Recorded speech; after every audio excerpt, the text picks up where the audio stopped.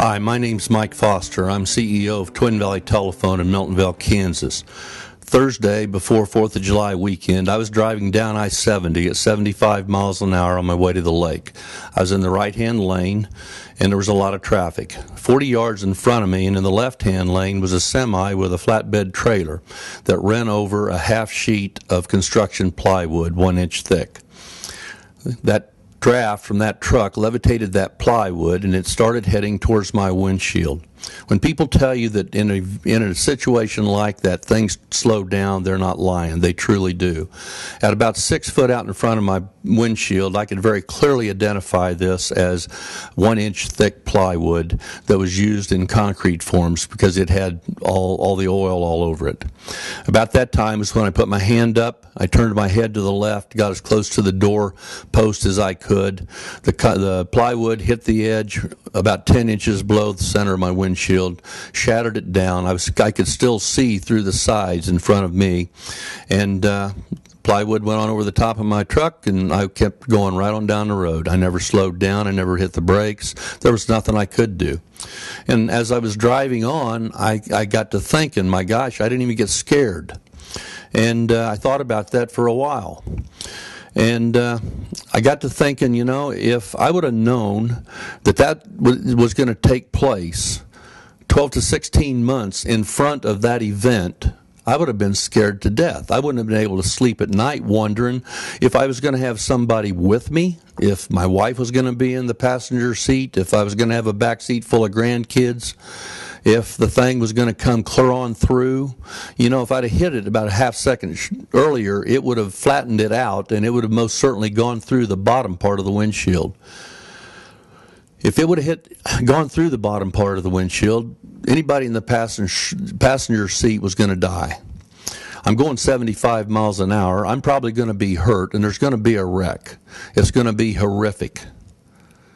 I've got another horrific event that I've been dealing with here lately, and I'd like to tell you about that. It's called the National Broadband Plan.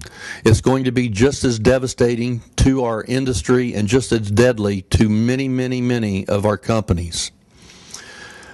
The FCC put the National Broadband Plan out in front of us about 16 months ago. Then we had the NPRM, and we've been dealing with it ever since.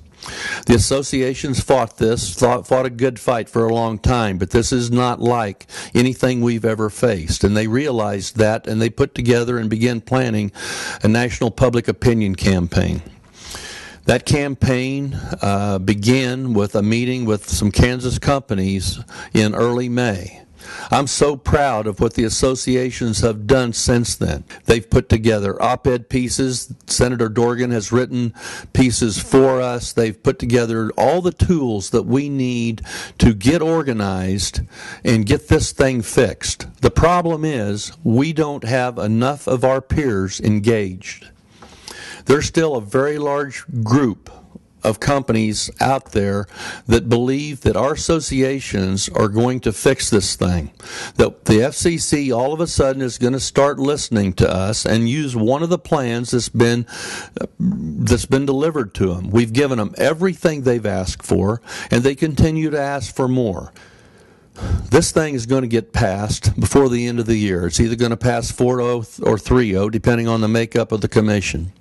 If we haven't affected Congress to change this thing, if we've not done our duty and got them to kill this thing like they did a bad net neutrality bill several months ago, then we're going to die. If this thing goes to the courts, we better get a judge that'll grant us a stay, and that's no slam dunk. Because if we don't, the rules get implemented immediately.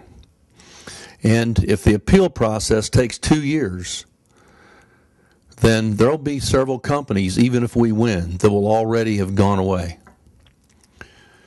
I know that we don't have everybody engaged in this thing because when the associations did the preview of the websites and what they've put together with the public opinion campaign, only 174 companies logged on and looked at it that day. Those companies get it. Guess what? It was 20%. What we don't have is the other 70 to 80% of you engaged. We don't have you monetarily engaged, but more importantly, we don't have you getting in front of your customers and engaging them. We need them to write letters, stacks and stacks of letters. Congress understands that. The message is very, very simple. This is going to be catastrophic for rural America, and it needs to be stopped.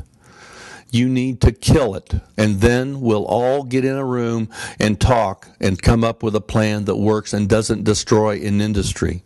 It's up to us. The 80%, 70 to 80% of you that aren't engaged yet, hold all of our lives in your hands. The associations have done everything they can.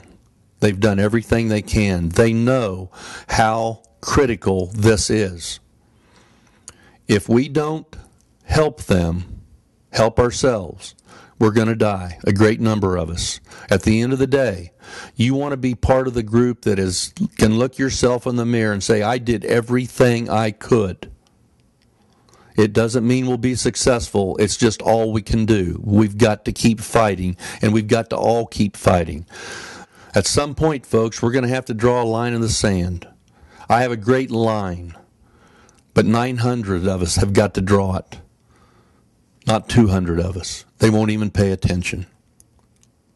We need your help, monetarily and more importantly, with your customers engaged.